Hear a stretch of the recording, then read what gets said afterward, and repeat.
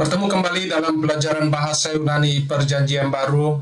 Kita akan melanjutkan akan penerjemahan Injil Yohanes, dan tentu kita masih pada Injil Yohanes pasal yang pertama. Yang akan kita terjemahkan sekarang adalah Yohanes pasal yang pertama ayat yang ke-18.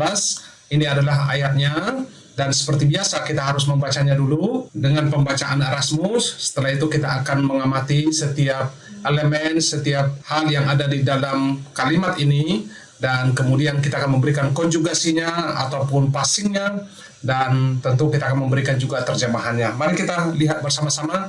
Jika Anda ingin mencoba untuk membacanya, saya akan mencoba membacanya dengan lebih lambat dan Anda boleh mengikutinya. Mari kita baca bersama-sama. Theon udes heuraken popote homonogenes huios ho en eiston kalpon tu patros ekeinos esegesato. Nah, seperti biasa kita harus amati dulu apakah ada di dalam kalimat ini atau dalam ayat ini kata kerja. Tentu kita harus perhatikan akan endingnya, dan bagi Anda yang masih pemula tentu mungkin tidak bisa mengamati mana yang merupakan kata kerja, tapi saya akan memberitahukannya di sini. Ini adalah yang pertama, saya kasih garis bawah warna hitam. Itu yang pertama, heuraken.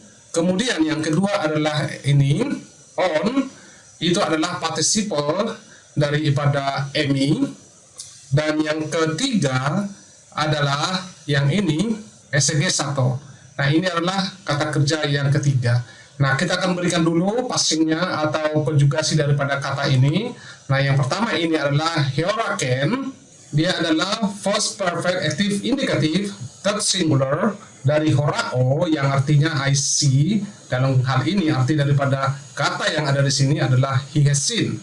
Nah, yang berikutnya adalah on.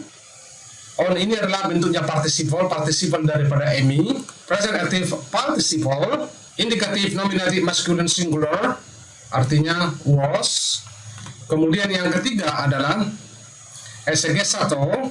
Dia adalah first aorist middle. Dia tidak aktif tapi middle deponent.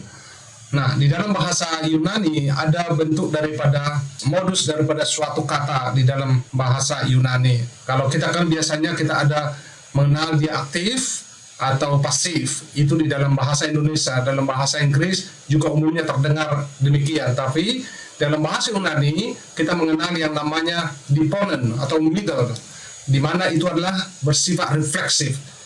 Jadi kalau kita katakan I kick a ball, itu adalah bentuknya aktif. Tapi kalau dikatakan I kick myself, saya tendang diri saya sendiri, disitulah pengertian daripada middle deponent. Nah, dalam hal ini first aorist middle deponent indicative third singular, ini esegeomai, yang artinya adalah he declared.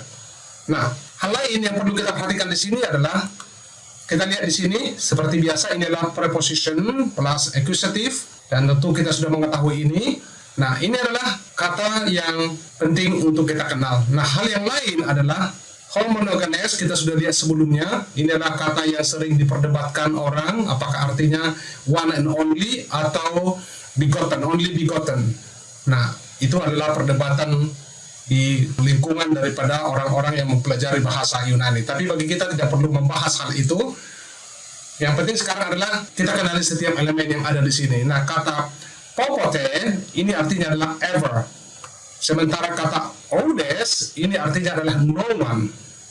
Nah, sekarang kita akan terjemahkan kalimat ini dalam bahasa Inggris dan kemudian juga dalam bahasa Indonesia. Nah, bahasa Inggrisnya adalah, saya buat di sini, no one has ever seen God.